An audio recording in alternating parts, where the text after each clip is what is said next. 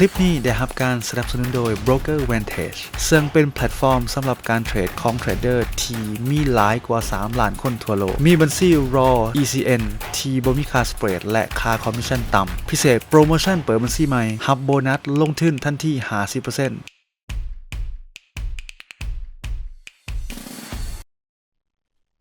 สบายดีเทรดเดอร์ทุกท่านนะยินดีต้อนรับเข้าสู่ Trading Man อ่ะมาอยู่กับกราฟทองคำนะ EP นี้ EP ที่หาละนะวันนี้ก็อยู่กับกราฟทองคำหลังจากที่มีการประกาศตัวเลขเนาะการวางงานเนาะของสหรัฐไปเนาะบางตอน7:30เนาะราคาก็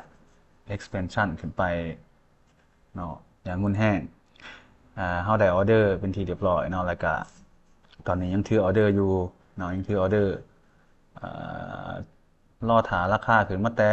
ซัพพลายเทิงสุดเนาะซัพพลายเทิงสุดเป็นซัพพลายของ4ชั่วโมงราคาอยู่ที่ประมาณ 2,360นะบ่ฮู้ว่าสิ TP หรือบ่นะครับโอเคมาเบิ่งว่าเฮามีการวิเคราะห์ออเดอร์แนวใดตอนนี้ราคาทุบกลับมาคืนแล้วโอเคก่อนอื่นวนเข้าไปในทางเฟรม4ชั่วโมงคือเก่าก่อนเนาะ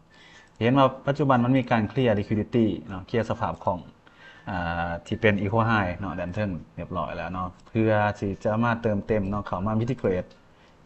mitigate โซน supply ดันเทิงนี้เนาะถึงปัจจุบันมันแตะเรียบร้อยแล้วเนาะมันแตะเรียบร้อยแล้วโอเคมันแตะเรียบร้อยจังซี่แล้วเอาพิจารณาปิดออเดอร์เลยแล้วกันปิดออเดอร์เลยตอนนี้23 24ขอ25ซะบอก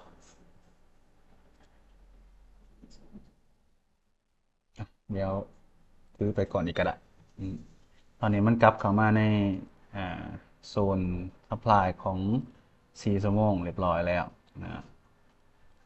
ก็มันอาจจะมีแอคชั่นอีกอย่างบางอย่างเนาะก่อนที่เขาจะไปได้ออเดอร์เขาก็ต้องลงไปวิเคราะห์ในทางเฟรม15นาทีก่อนเนาะว่าใน15นาทีมันมีโซนแน่ๆที่เขาเฮ็ดให้เขาเข้าได้ซึ่งบ้านนี้มันมีการmitigate supply เนาะ1ครั้งไปแล้วแล้วก็ส่วงบ่ายเนาะส่วงบ่ายของมื้อนี้ก็ได้ break supply นี่ขึ้นเมื่อเนาะกลายเป็น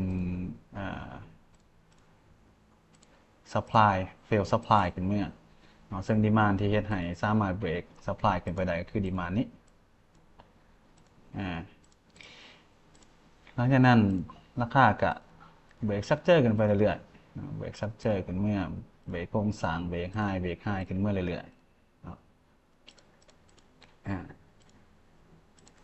ตัวนี้ก็ break high ขึ้นเมื่อเรื่อยๆจนในส่วนประมาณ7:30เนาะ7:30ก็ได้มีข่าวแล้วก็กราฟเนาะผลักดันขึ้นเมื่ออย่างรุนแรงเนาะแล้วเราก็ไปถาใน1นาที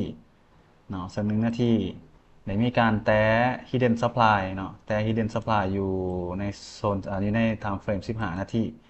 หลังจากนั้นราคาก็กลับมา mitigate supply demand เนาะmitigate demand สุดนี้เนาะที่มันได้สะสมliquidity ลงมาตลอดเนาะสะสม liquidity ลงมาตลอด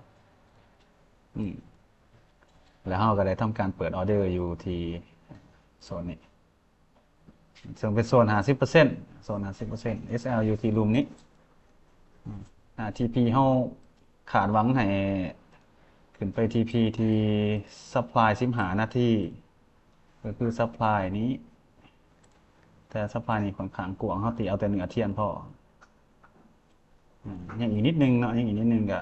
ขึ้นไปหอดแล้วเรารอถ่าให้มันขึ้นมาmitigate ที่ supply พี่ต้องการให้มัน mitigate supply แต่ตอนนี้มันอยู่ในsupply ที่เป็น supply 4ชั่วโมงเรียบร้อยนะแต่เราต้องการให้มันขึ้นมาหอด supply เทิงปัจจุบันก็มีการ break event ขึ้นเมื่อเรียบร้อย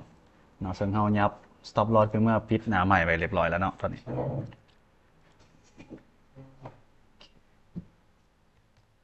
ไปเบิ่ง price action อยู่ใน1 นาทีถ้าเบรกกลุ่ม liquidity ตัวนี้ขึ้นไปได้นะกัดอีกประมาณนิดนึงก็จะปิดออเดอร์ละถ้ามันขึ้นบ่ฮอดแท้ๆในราคา 2,360นะพอทางด้านลุ่มก็ถ้าสังเกตจากสวิงล่าสุด สวิงล่าสุดนี่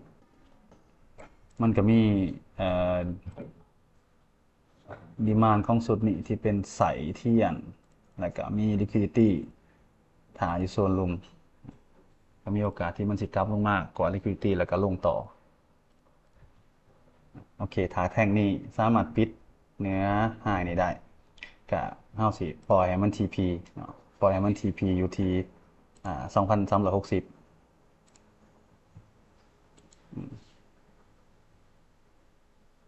ตอนนี้กำไรที่28เนาะ29ดอลลาร์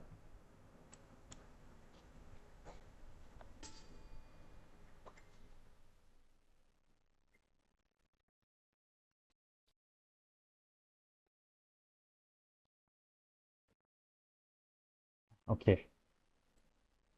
กี่ขานถ่าย้ำลงมา TP ที่31ดอลเถือค่าคอมมิชชั่นอีกถ้าขึ้นไปหอยก็เก็บ30นะเก็บ30ดอลไปก่อน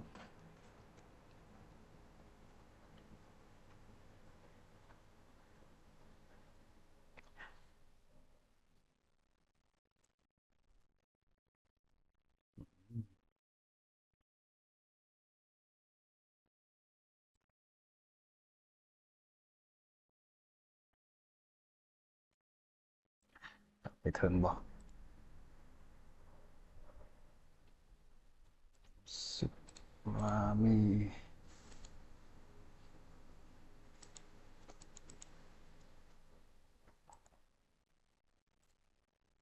เทขายใหม่อีกโอเคเนาะบ่ทาปิดเลย27ดอลอ่ะโอเคปิดกำไรไปทีเรียบร้อยปิดกำไรไปทีเรียบร้อยคลิปนี้มาไว้ไปไว้ประมาณเอ่อจังนาที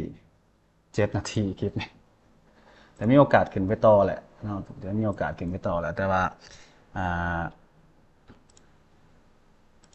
ย่านว่าเนาะย่านว่ามันจะมีการกราฟลงมาคือกราฟลงมาให้มิติเกรดดีมานโซนนี่ซึ่งมันมีliquidity ล่อถาอยู่เนาะซึ่งมันมี liquidity ล่อถาอยู่โซนรูมนี้มันมีโอกาสที่จะกราฟลงมาส่งวิป liquidity เดี๋ยวจึงขึ้นต่อแต่ถามโมเมนตัมราคาตอนนี้มันแต่ในโซนของ ซัพพลาย4 ชั่วโมงเลยมันมีโอกาสที่จะสับแห้งของซัพพลายก็คือมีราคามีการเทขายราคาลงมาหุ้นแห้งหลายกว่าก็เลยตัดสินใจปิดออเดอร์ไปก่อนโอเคครับประมาณนี้เนาะ